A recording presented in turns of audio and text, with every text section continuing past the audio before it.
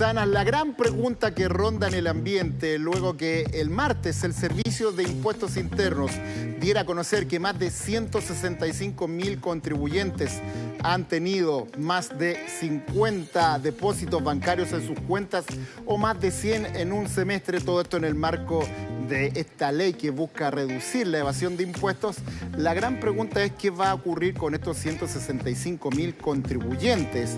¿Cuál es el paso a seguir ahora del Servicio de Impuestos Internos? Recordemos que todo esto en el marco de una ley que busca bajar, disminuir, eliminar la evasión de impuestos, de que las personas que estén vendiendo cosas, por ejemplo, por internet, paguen el IVA o que alguien esté evadiendo algún impuesto. Para conversar de esto, vamos a tomar contacto con Carolina González, de la Subdirección de Fiscalización del Servicio de Impuestos Internos. Carolina, qué gusto tenerte en nuestro programa Con Peras y Manzanas. Hola, gusto de estar en su programa. Gracias por la invitación. Bueno, Carolina, claro, la gran pregunta es qué va a pasar con estos contribuyentes, pero me gustaría ir un poquito aguas arriba para explicarle a la gente este proceso, explicarle a la gente que esto es parte de una ley que empezó a funcionar hace poco, que lo que busca ver es que la gente que venda algo pague el IVA, que si alguien está teniendo una ganancia, pague impuesto a la renta. Por lo tanto, lo que convoca es que los bancos deben informarles a ustedes cuando hay una persona que tenga más de 50 depósitos bancarios de RUT distinto en el lapso de un mes. La primera pregunta que quería hacerle, ¿por qué 50 y no 40 o 60, 70? ¿Hay un dato en ese número? Bueno, la verdad es nosotros como Servicio de Impuestos Internos lo que nos toca es implementar la ley. ¿Ya? Obviamente siempre hay un trabajo previo en el Congreso, con el Ministerio de Hacienda, por lo tanto ese no es un número que nosotros hayamos impuesto ni que sea fruto de una interpretación del servicio. La ley señala que ese es un número. Ya, es tema del legislador entonces. Ellos establecieron 50 depósitos bancarios. Claro. Ya, tiene perfecto. obviamente algún sentido en un número aproximado de transferencias que pudieran cumplir con algún objetivo de análisis, por lo menos. Digamos, eso Claro. que habría que estar mirando. Efectivamente, y este es el primer balance, equivale al primer semestre, y ha arrojado que 165.000 personas tienen esta condición, han tenido más de 50 depósitos bancarios en sus cuentas corrientes. ¿Qué nos dice eso? ¿Que esas personas son culpables de evadir impuestos? Pueden ser personas que tienen sus boletas y lo pueden justificar, ambas cosas. ¿Qué nos dice esa información de manera preliminar? Bueno, primero esta ley lo que busca, esta modificación legal junto a otras, ¿cierto? Busca disminuir la evasión y elusión de impuestos y busca promover la formalización. Eso es súper importante. Esta es una norma dentro de otras que tenía esa finalidad de la Ley de Cumplimiento Tributario. Esta norma en específico nos va a permitir tener mayor información. Esta de reporte que nosotros recibimos de los bancos e instituciones financieras no es una información aislada, ¿ya? Sino que debemos considerarla como institución conjunto con otra información. Hay información que ya recibíamos de los bancos, producto de un primer reporte que se envía también referido a abonos, pero ya de más de 50 millones, ¿cierto? Que la recibimos hace unos 2 años. Y también tenemos otra información, obviamente, de las declaraciones de renta de los contribuyentes, información que vamos a empezar a recibir también de los medios de pago, información de las declaraciones de impuesto al valor agregado, etcétera. Por lo tanto, esta es una de las distintas información que analiza el servicio. Es súper relevante. Ya. No nos dice nada que por sí sola, no nos dice nada que un contribuyente pueda estar evadiendo impuestos. Eso Entiendo es que súper son, relevante. en el caso de los 165.000 de las 50 transacciones bancarias, entiendo que los bancos le entregan a ustedes preliminarmente 3 datos, ¿no? ¿Qué son? Sí, nos entrega el RUT de la persona, Uno. ¿cierto? Sea persona natural o persona jurídica, nos entrega el número de transferencias y nos entrega un monto global. Ya. ¿Ya? Por lo tanto, nosotros no sabemos los montos específicos de cada transferencia. ¿Ya? Perfecto. Solo un monto global. Claro. Y el número de abonos. Entonces le dice, señor del Servicio de Impuesto Interno, yo soy el Banco Nación, y aquí tengo, por ejemplo, el señor que se llama Juan Pérez, su ruta es tanto, Sí. recibió 65 transacciones bancarias de RUT distinto al cabo de un mes, y esas 65 transacciones corresponden a 2 millones de pesos. Esos son los datos que ustedes reciben. Perfecto. Exacto, eso es lo que nosotros tenemos. Ya, y ahora, ¿qué viene con esas 165.000 personas? Ustedes van a empezar a hacer un cruce de datos. ¿Estas personas saben que son de las 165.000 personas? Bueno, este es un trabajo que también hacen las instituciones financieras con sus clientes, ¿ya? Por lo tanto, al igual que el reporte anterior que recibíamos, que referido a los abonos por más de 50 millones, ellos le informan a sus clientes, en este caso, que para nosotros son contribuyentes, ¿cierto? Les informan que vienen informados en esta declaración jurada. Los bancos les informaron a los contribuyentes que forman parte de esta información que se entregó al Servicio de Impuestos Internos. Perfecto. Exacto. Por lo tanto, ellos lo saben. Sí, ya. Deberían saberlo. Y ahora ustedes van a hacer un cruce de datos para saber si aquí hay alguna anomalía, alguna falta. Eso es lo que viene ahora, ¿no? Exacto. Sí, ahí nosotros generalmente distinguimos y leo una estrategia que ya declaró el servicio en noviembre del año pasado, cuando recién se publicó la ley. Tú te recuerdas que hubo harto impacto, harta duda, pues. También salieron notas de prensa. Sí, entonces acá lo que el servicio distingue, 3 casos. Vamos a encontrarnos con, bueno, primero 2 grupos, contribuyentes con inicio de actividades y contribuyentes sin inicio de actividades, ¿cierto? En aquellos contribuyentes que no tienen inicio de actividades ante el servicio, por lo tanto no están registrados para nosotros y tengan transferencias de un cierto monto y transferencias que demuestren que están ejecutando alguna actividad comercial, ¿ya? Por lo tanto, ahí viene lo que yo te digo, que lo relacionamos con otra información con que cuenta el servicio, ¿ya? Por lo tanto, vamos a mirar de estas personas que no tienen inicio, también vamos a ir a mirar su declaración de renta de los años anteriores, si presenta declaración de renta, por ejemplo, y por qué monto se está declarando, por qué actividad está declarando, ¿cierto?, su renta, y ahí vamos a poder distinguir si esas personas que no tienen inicio de actividades ante el servicio pudieran estar ejecutando alguna actividad comercial. Perfecto. ¿Puedo poner un caso, un ejemplo, Carolina? Sí, estamos conversando con Carolina González de la Subdirección de Fiscalización del Servicio de Impuestos Internos a propósito de esta norma que ha sido tan llamativa que obliga a los bancos a informarle a impuestos internos cuando una persona recibe más de 50 operaciones, transacciones bancarias al cabo de un mes. Una persona que en el último tiempo quedó sin pega y se dedicó, por ejemplo, a vender ropa por internet, por Instagram, que se dio por Facebook. Y empezó a tener ganancias y, por supuesto, la gente le pagaba y pasó las 50 operaciones. Y no había hecho inicio de actividades. En ese caso viene un tirón de oreja, una multa, o ven para acá, te voy a enseñar a hacer inicio de actividades, tienes que hacer esto, tienes que dar boleta. ¿Cómo va a ser ese proceso en esos casos? Que puede haber mucho en este caso.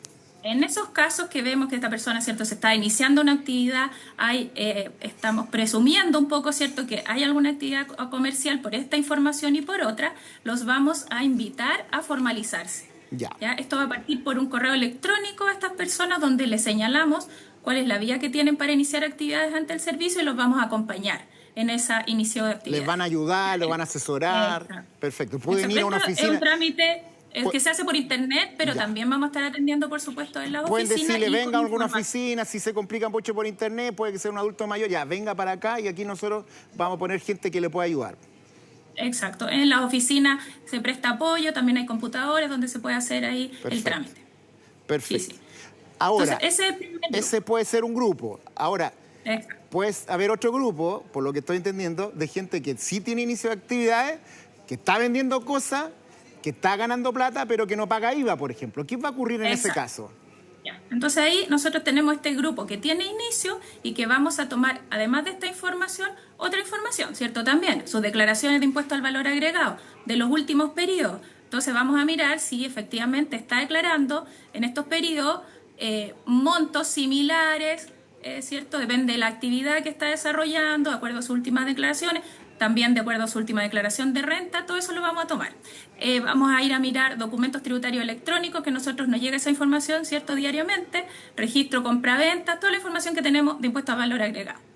Y ahí depende de los montos que podamos detectar de diferencias de impuestos, van a ser las acciones, ¿ya? Porque si son montos pequeños, ¿ya?, son diferencias menores, lo que vamos a hacer también es contactarlo por un correo electrónico o por la vía de un fiscalizador, donde le vamos a solicitar que rectifique sus diferencias de impuestos o las inconsistencias. Y eso lo puede hacer también por internet o en la oficina con un funcionario. Ya, ¿Ya? y eso Entonces, implicaría... eso debiera ser el primer camino más fácil. Y eso implicaría que al corregir va a tener que pagar los impuestos correspondientes, ¿no?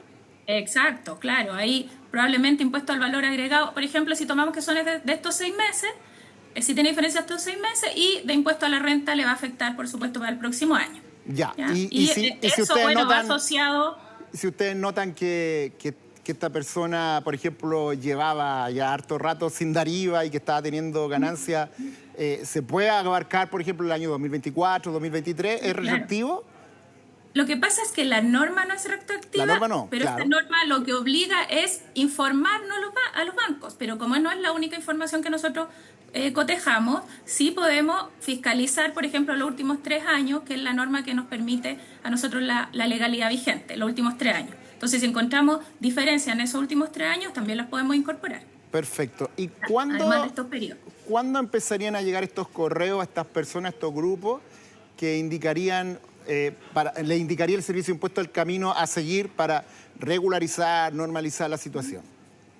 Deberían estar en los últimos 2 meses del año, nosotros ya deberíamos estar en terreno derecho con las acciones. Noviembre, ¿Ya? diciembre. Sí, exacto. Ya, perfecto. Ahora, me imagino que también acá habrá gente que... Sí, yo estoy ahí, vendo palta y aquí está la boleta, revísenme. ¿Puede haberse esa figura también?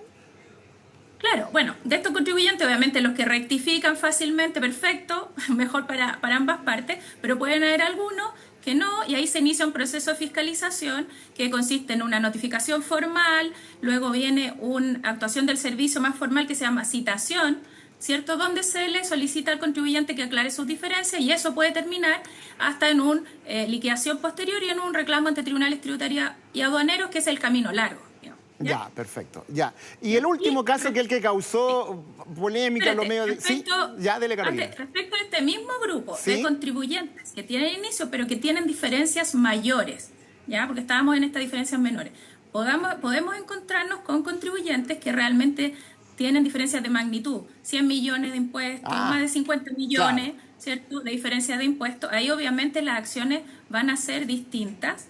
Ahí probablemente se va a determinar una auditoría tributaria ya en la dirección regional que le corresponde al contribuyente, y ahí partimos directamente con una notificación formal, una citación y este camino largo si es que el contribuyente no rectifica.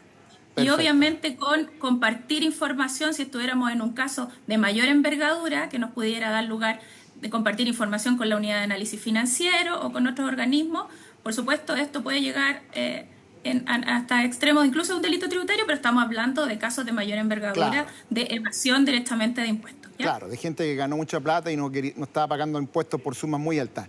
El último caso que ha sido muy llamativo para la gente común y corriente, que era el que también ha salido en los medios, que es el tesorero del curso, el que pide la cancha y paga la pichanga y la abonan, ahí varios, que puede pasar las 50.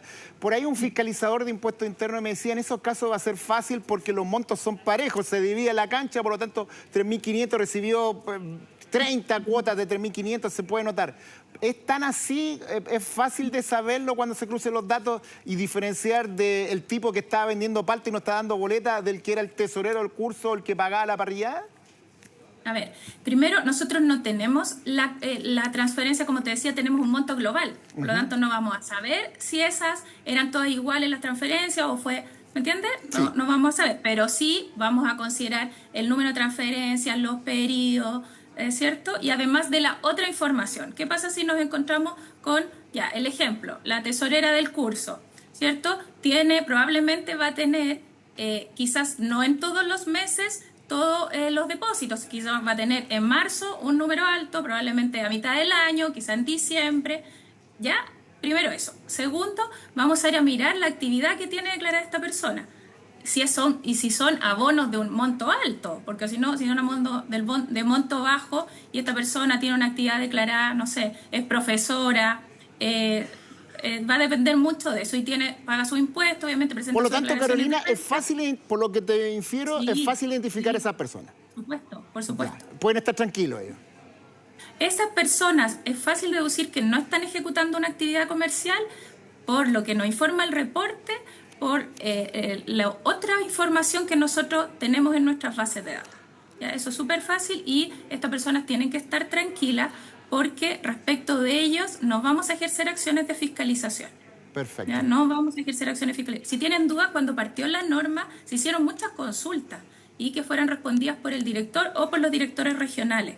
Nos hicieron varias consultas, los tesoreros de cursos, quienes recolectaban dinero para rifa solidaria o quienes juntaban los dineros por una comunidad, y a todos se les respondió en este mismo sentido. Por lo tanto, no es algo que estemos hoy día declarando, sino que se les respondió incluso formalmente por medio de pronunciamiento. Perfecto. Bueno, Carolina González, de la Subdirección de Fiscalización del Servicio de Impuestos Internos, muchas gracias por explicar con peras y manzanas cómo ha sido esto de esta norma de las 50 transacciones bancarias y lo que va a ocurrir con las 165.000 personas. Muchas gracias por la gentileza. Espero haberlo aclarado y gracias por la invitación. Gracias, Carolina, que te vaya muy bien.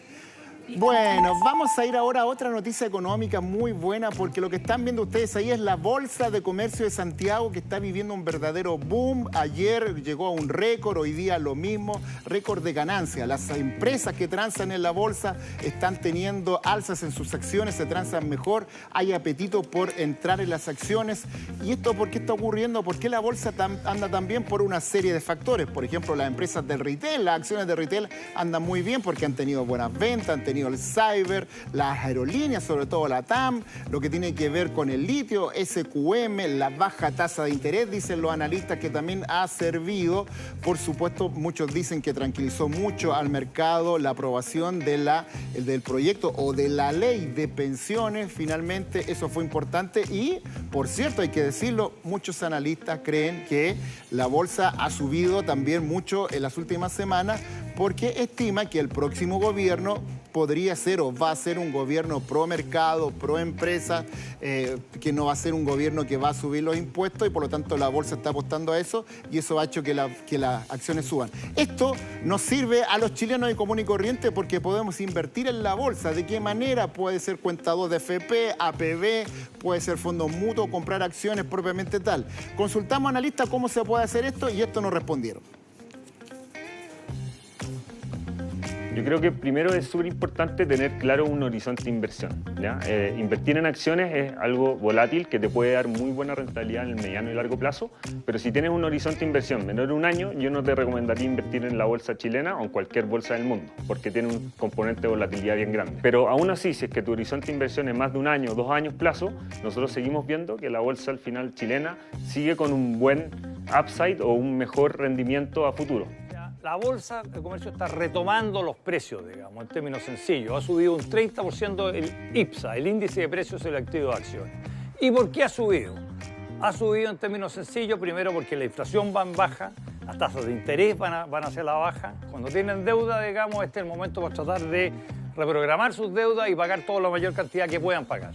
Si les queda plata después de ese proceso, que inviertan. Y que inviertan más que en un papel de renta fija del sistema financiero, de bancos, que la banca en Chile está muy bien hoy día, con muy bajo nivel de riesgo los últimos 30 años, los banqueros lo han hecho muy bien, hay que decirlo.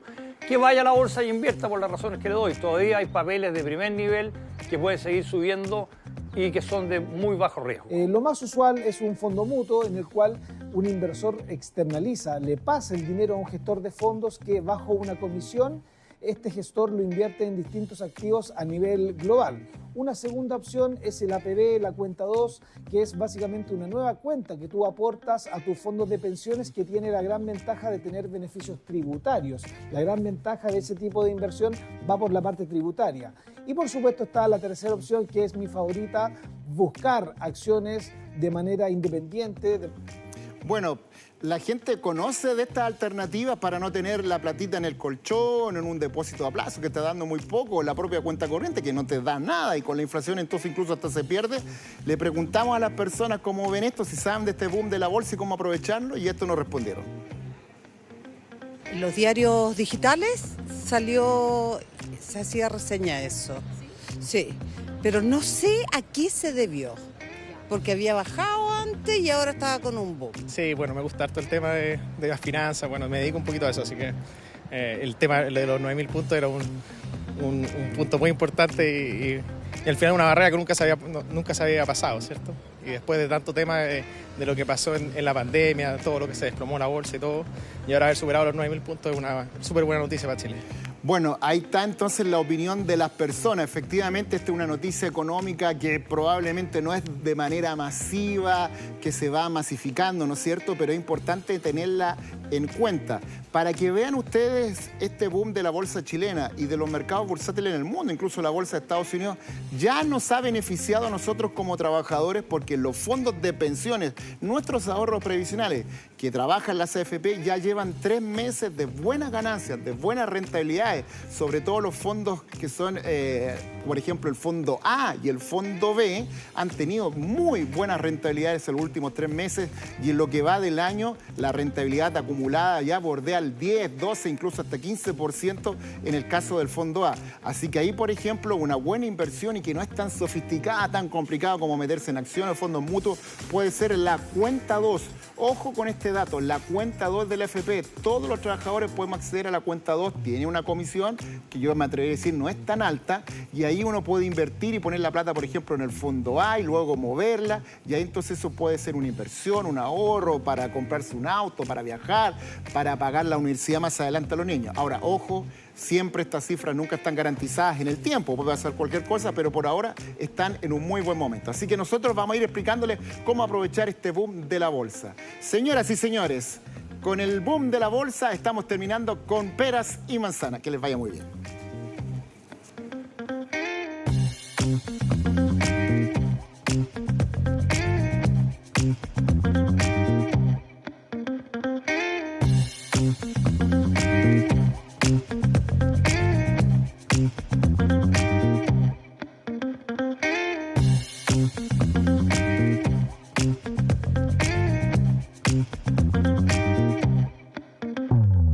Con peras y manzanas.